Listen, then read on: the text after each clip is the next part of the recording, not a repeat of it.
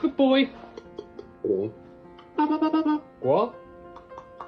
Sometimes healing begins in places no one wants to look at, in quiet corners, in broken moments, in hearts that have learned how to survive without hope.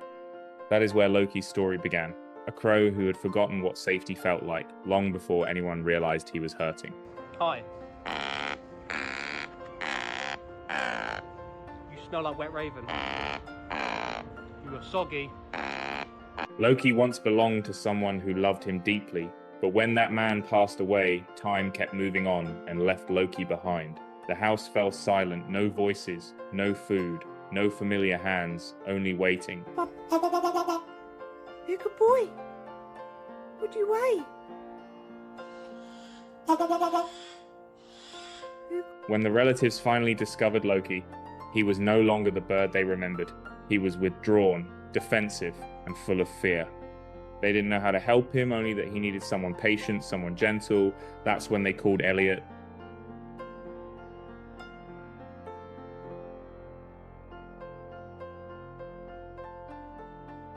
The moment Elliot brought Loki home, he knew this would not be an easy journey. Loki was thin, restless, and suspicious of every movement around him.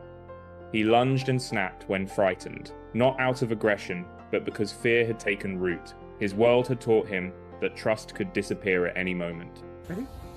You go for a walk. Go for a walk. Go for a walk? Yes, let's go. Go. Elliot quickly realized something important. Loki wasn't bad, he was surviving, and survival always leaves scars. This was not a rescue that could be rushed. It would take time, consistency, and a kind of love that asked for nothing in return.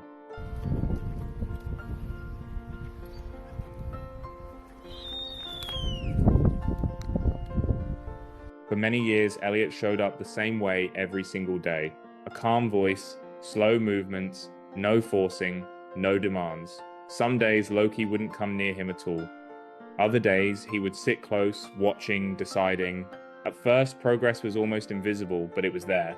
Hello. Fixing your molt, are you? Yeah? Mwah. Right, let's get you weighed, shall we?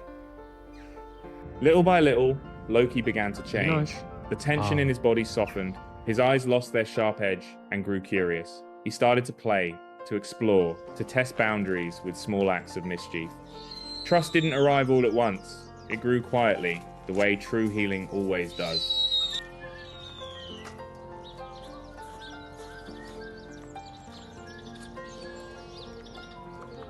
What?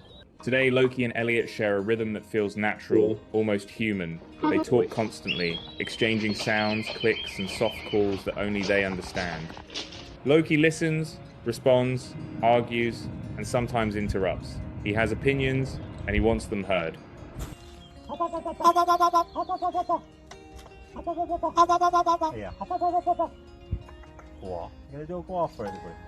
Loki also loves games, especially ones involving objects he isn't supposed to have. Coins, keys, bits of paper, anything small enough to carry becomes fair game.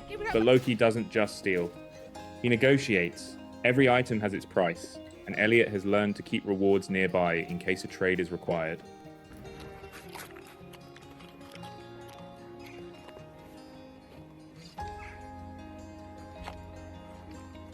For Loki, these games aren't just entertainment, they are proof.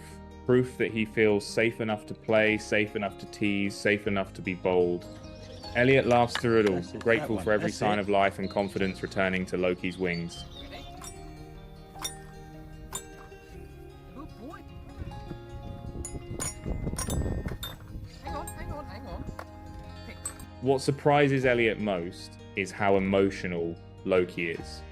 He shows excitement when Elliot walks into the room, jealousy when attention shifts elsewhere, and joy so strong it turns into hopping, head tilts, and playful sounds that almost resemble laughter. What have you got there? What have you got there? That nice. After all these years together, Elliot says, Loki no longer feels like a bird living in his home. He feels like a presence, a personality, a companion who understands routine, emotion, and connection. Loki is happiest when people are nearby when the room is filled with voices again. Come down here, please. Good boy. What are you playing at? Hey? Sometimes Loki lets out a mischievous sound when he knows he's gotten away with something. Other times, he settles quietly, content just to be close.